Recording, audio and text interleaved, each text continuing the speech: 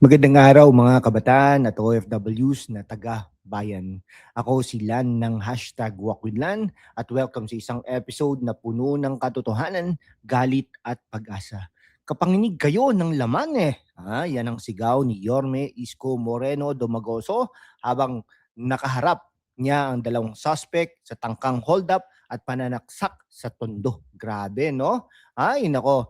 Bitbit ang trauma ng biktima, emosyonal na confrontation sa live press conference nitong April 7.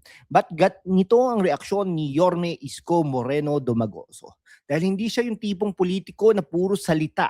Si Yorme may malasakit at may tapang.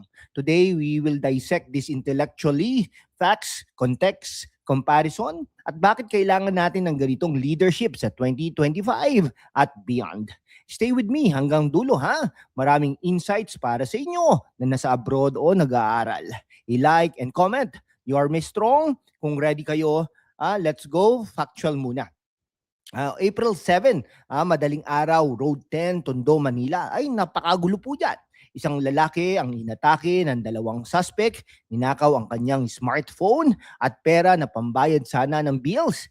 Agad na naaresto ng pulisya. Sa press conference, harap-harapang nakita niyo ba ang mukha ni Yorme?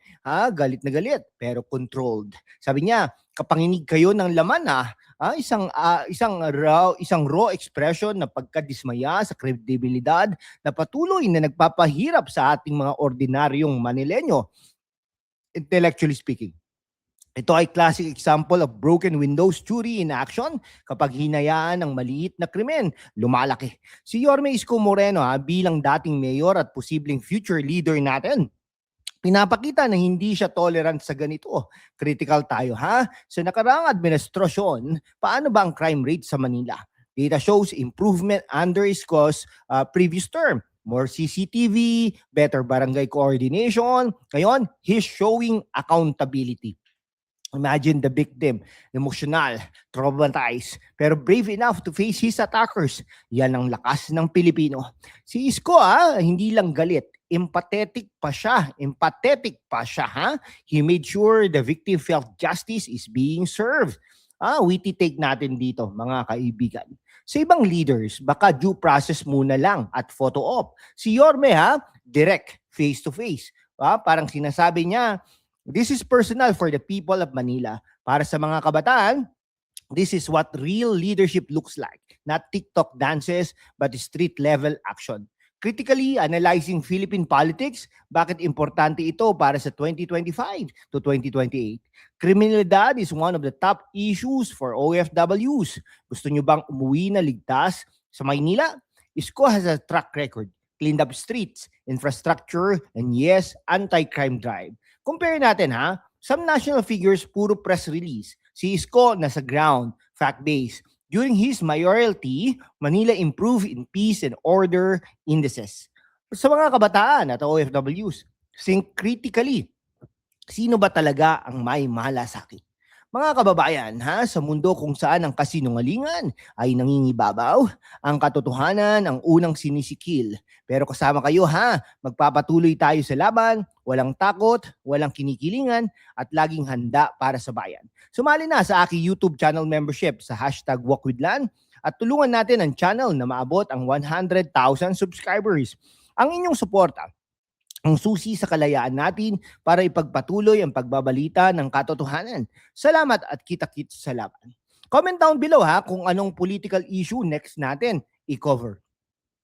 Para sa mga kabataan dyan, sa age of social media, madaling ma-influence, pero facts-based muna tayo. Crime affects education, mental health, economy. Isko's approach fosters safer environment for young entrepreneurs. Para sa mga OFWs kapag umuwi kayo, gusto nyo ba ng Manila na walang takot sa hold-up? Support leaders na may action Anong witty take natin? Huwag nating gawing tondo ang buong Pilipinas sa krimen. Okay, while we fight for better politics, protect yourselves. Check this Shopee, Lazada affiliate finds. Reliable power banks. Stay connected habang nasa biyahe.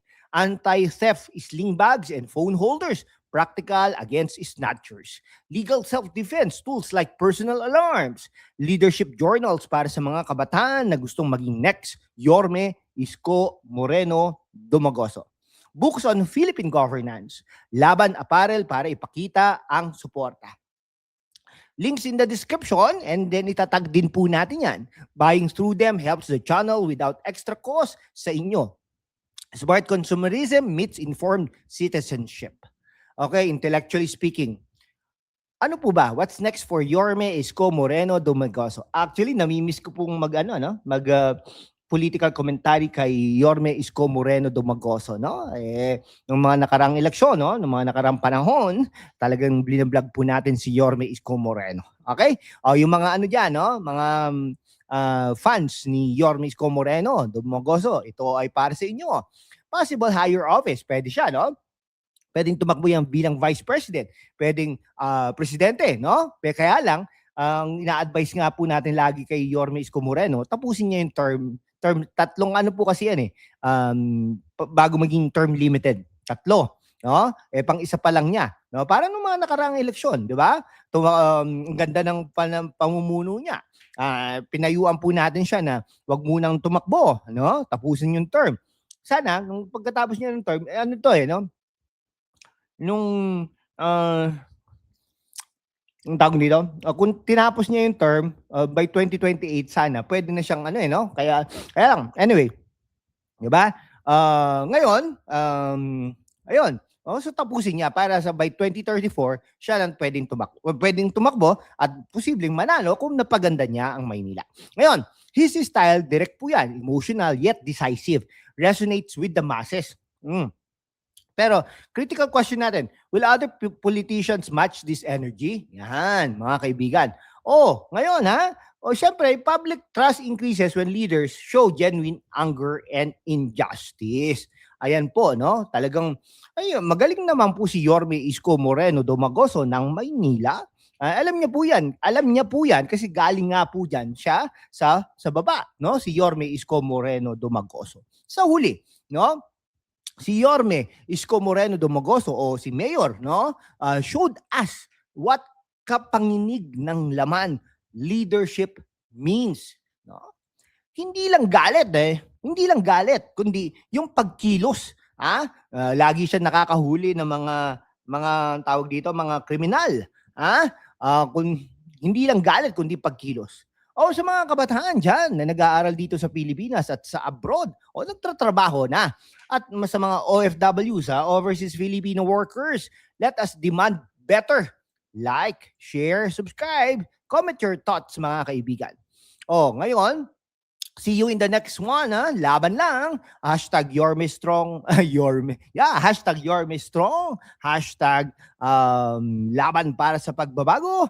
Hashtag Walk with Lan. Mabuhay po Mabuhay po ang Pilipinas.